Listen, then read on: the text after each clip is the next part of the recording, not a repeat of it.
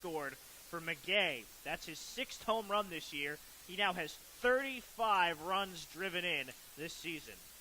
And I guess he made some solid contact on that one. Yeah, that was a no doubt about it shot. Our new pitcher is Andrew Ellison, 6'2 righty. The sophomore is from Warner Robins, Georgia. Great Little League, of course.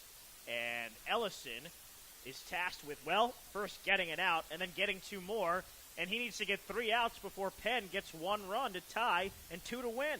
And Ellison, we're now back to the pitchers for Cornell who have a pretty significant resume this season. This being his 10th appearance, a 1-3 record, a 2.08 ERA, 17 in the third innings, 12 hits, 5 runs, 4 earned, has walked 10, struck out 16, given up 1 double, 1 home run, and batters are hitting .203 against him. So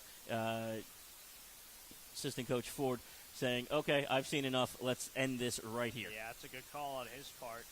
So Cornell was up 10-3 coming into the bottom of the 9th. The Quakers, to their credit and to Brendan Bean's credit, only 2 runs given up by him, and Cornell was shut out in innings 7, 8, and 9 to hold this to a 7-run game. Quakers have done their job. Cornell scored 3 in the first, 2 in the third, 3 in the fourth, 2 in the sixth. Penn got 3 in the third, and now 6 in the 9th. And again, nobody out. Here's Daniel Halevi with the bases clear. He is 2 for 4. He has an RBI single, a double. He's also flown out and grounded out. And Willits pitched well enough to win this game if the Cornell bullpen were to blow it here. Brendan Bean would be the pitcher of record and would get the win. That's amazing. So Halevi is up in the count 1-0. Matt O'Neill is on deck. Andrew Murnane after him. This is Andrew Ellison pitching. Upstairs 2-0. He went with the cheese. And if I'm Daniel Halevi, I'm taking possibly more than 1 strike here. I want to see what Ellison has, and and at this point, with all of the momentum coming out of the Penn dugout, I want Cornell to throw as many strikes as humanly possible. Yeah, it's 3-0. That one nearly hit Halevi, and now he's definitely going to take. Yeah, I'm honestly surprised that didn't hit him. I thought that did hit him in the shoulder there. So Halevi, exactly where he wants to be, which is ahead in the count 3-0. Strike just on the inside corner, and obviously Halevi was going to take. Yeah, and that pitch has been a strike all day. That low inside corner that the home plate ump has been given that. So the 3-1, ball 4, and the tying run is aboard again. Cornell pitchers did not walk a single batter coming into the bottom of the 9th. This frame alone, Big Red Hurlers have walked 3 Penn batters. The first 2 scored. If the third one does, then guess what? We're tied. And we've got a pinch runner. Halevi's coming out. Kyle Cronk, the freshman who's looked really good at the plate at certain points this year, is running. And Cronk this year, for what it's worth, 1 for 1 in terms of stolen bases. Here is Matt O'Neill. O'Neill is 1 for 4. He singled his last time up. Otherwise, a couple of strikeouts and a fielder's choice. What a game. We got a manager ejection. We have 19 total runs and 31 total hits. Just 1 error. And every single inning where there's been offense, multiple runs have been scored. No 1-run innings in this game. First pitch, O'Neill squares and bunts it foul. That would have been ball 1. As soon as Coach Yurkow pulled Matt O'Neill aside, I thought that there would be some kind of play. I was hoping for a hit and run. I thought that a bunt might be possible. I don't know if I necessarily agree with that call here. O'Neill, being a catcher, doesn't have great speed, and to give up an out here when you only have 3 to play with and you still need that 1 run to score. It's not like there's a runner in scoring position and you're just moving him to third. Obviously, you want to get him into scoring position and hope to score him with a hit, but I'm not 100% sure I agree with this strategy here. Well, O'Neill bunts it, and then it goes foul, and it didn't hit O'Neill. If it did, that would have been disastrous. But it is an 0-2 count to Matt O'Neill. Andrew Murnane is on deck. He'll be the 9th batter to come up this inning. And remember, there was a pinch hitter earlier this inning. Not Matt Tola batting, but instead Tommy Pellis, and he walked, and we could see him again. Yes, we could. And I will say, if Murnane is up in this situation, I'm okay with the bunt. Murnane is a much better bunter than O'Neill is. So now with 2 strikes, you would assume that the bunt play is going to be off, and it's just going to be a matter of O'Neill just trying to get a base hit here. 0-2, throw to first for the second time, and Cronk is back, the pinch runner. And I do understand them not wanting Crunk to get it too big of a lead, but at this point, you've got to concentrate on the runner at the plate. You have 2 strikes on him. Don't worry about the runner at first. Yes, he is the tying run, but he can't score if the hitter at the plate doesn't do anything. And Ellison is having trouble getting over the ball. All of these balls are up high. By the way, Matt O'Neill, 4 home runs this year. He's got a 2-2 count now. O'Neill's 4 home runs, tied for second on the team with Sean Phelan. Matt McGay went deep with a 3-run shot earlier in this inning. He's got 6 dingers this season. And if the bunt wasn't on, that first pitch was nowhere close. It would not have been a strike. He'd be in a 3-1 count. He'd be in the driver's seat right here. See if we get an off-speed from Ellison, maybe. That one's hit high in the air. My goodness, that thing is going to hit a cloud. Left side of the infield. Garza underneath. Finally, the first out of the inning.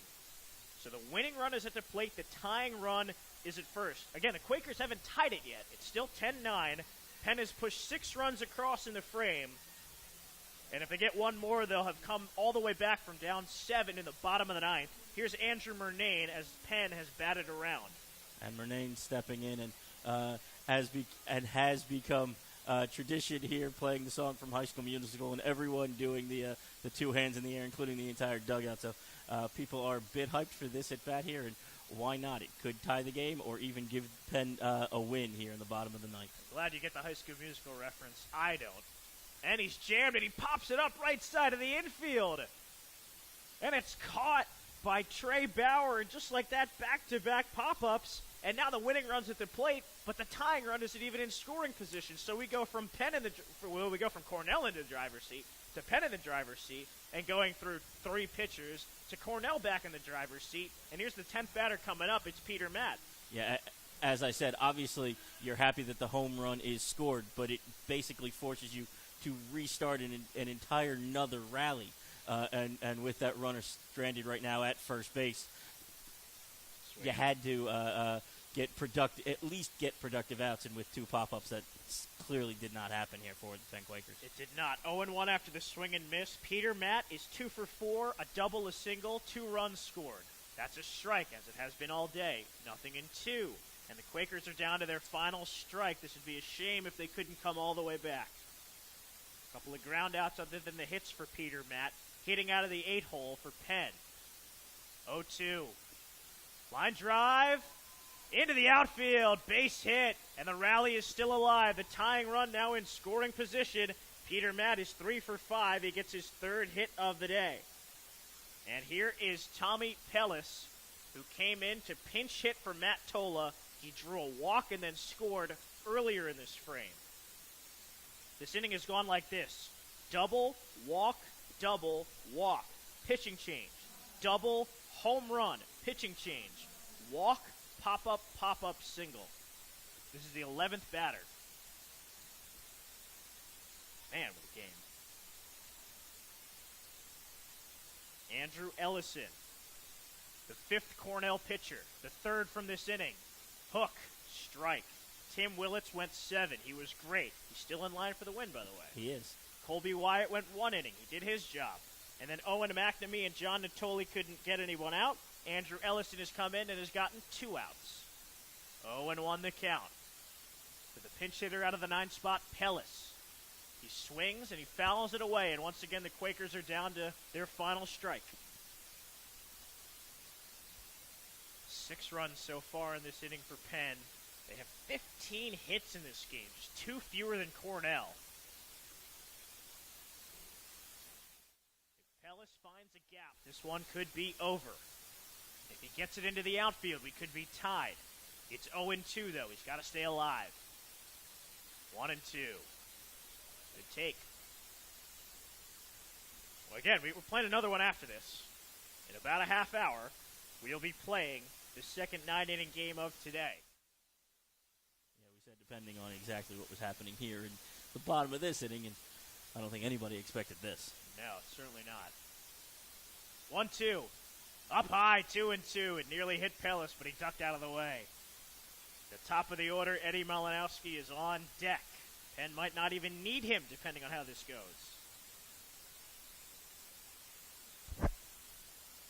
Cornell did not allow a walk through the first 8 innings. 3 pitchers have combined for 3 walks in this frame. Inside, called strike 3. That's the game. And Cornell hangs on to win 10-9. The Quakers got 6 runs in the bottom of the 9th and end up falling by 1 in the first of our doubleheader. The comeback stymied by the 3rd Cornell pitcher of the inning and 5th overall. And the big